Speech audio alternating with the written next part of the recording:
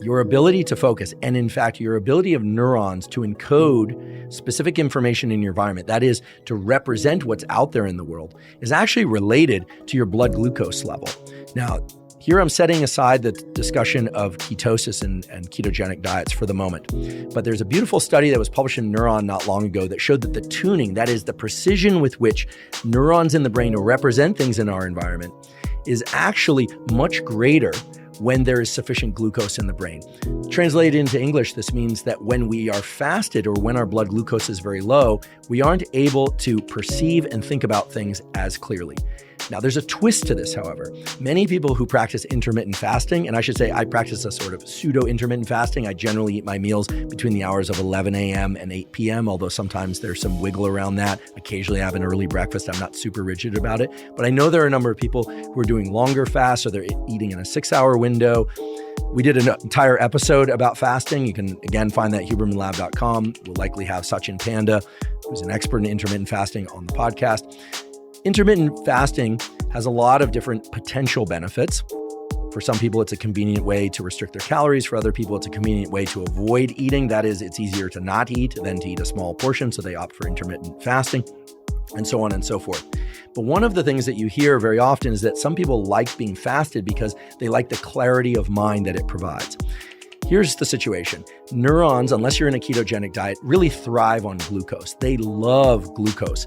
And as I mentioned before, your ability to think and perceive things is actually enhanced by having sufficient glucose in your bloodstream. So why would it be that some people experience a heightened state of mental clarity when they are fasted? I've certainly experienced that before. Well, I should say that provided you're well hydrated enough and you have enough electrolytes in your system, what tends to happen is that when you ingest food, there's a shift in your nervous system towards so-called parasympathetic mode. That is, the more relaxed, you probably heard it as rest and digest, although it does other things, a more relaxed mode that can indeed make us very sleepy. If we have too many carbohydrates, it actually can make us quite sleepy. However, if we have any food, if we have enough of it, that is, if our gut is full, it diverts blood to our gut and we become sleepy and we can't focus as well. So a lot of people really like fasting in the state of being fasted for focus and concentration because they don't have as much of that parasympathetic activation. They're just not as sleepy. And in fact, under those conditions, half as much caffeine will give you just as much lift as twice as much caffeine will give you on a full belly of pasta. And that's just the way that caffeine interacts with blood glucose. So what I'd like you to imagine is if you had a measure of focus from 0 to 10, these are arbitrary units, 10 being maximally focused and 0 being not focused at all. Imagine a U-shaped function, right? Where if you're very fasted, you're going to have a high degree of focus and concentration. But then if you ingest some food and your belly is full, your focus and concentration is reduced. But having enough blood glucose and maybe even elevated blood glucose will increase cognitive function. So there are two ends of the spectrum. On one end of the spectrum, blood glucose is relatively low and you're fasted and you can think and behave in a very concentrated way. And on the other end of the spectrum, you have a lot of blood glucose, or I should say sufficient blood glucose. You never want your blood glucose to be too high. And that allows your neurons to encode and perceive and basically allow you to think really clearly. So you sort of have to pick your condition. What do you want for your bouts of focus and concentration? I actually do both. So what I do is, as I mentioned before, I eat my meal sometime around 11 a.m., my first meal typically, unless I'm very hungry when I wake up. And so I will do my workout and one bout of focused work. I always think of this as my hard work early in the day. And I do that fasted. I'll be consuming water with electrolytes, maybe Element or other electrolytes, maybe some caffeine as well in the form of yerba mate or coffee. That's my first focus bout of 90 minutes or less. That is essentially done fasted. And then I'll eat. And then I do notice after I eat, I actually have a diminished capacity to focus. But then again, in the afternoon, I will do another 90-minute bout of focus. And I'll talk about some of the tools I use to make sure that that bout of focus is optimal for getting the most amount of focused work done, whether or not it's mental work or physical work, although I tend to do my physical work early in the day and my mental work both early and late in the day. So to make this very simple, or as simple as I can for you, being fasted is great for focus and concentration, provided you're not thinking about food the entire time. And being fed is terrific for focus and concentration. It actually can improve neuronal function, provided that you didn't eat too much food.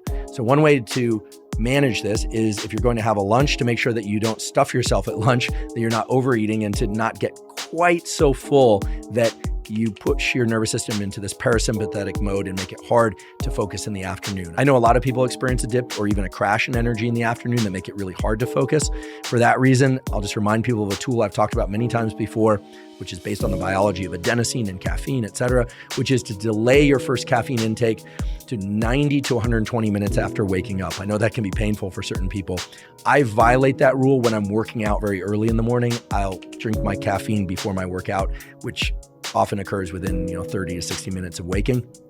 But in general, unless I'm working out very early, I will ingest my caffeine 90 to 120 minutes after I wake up.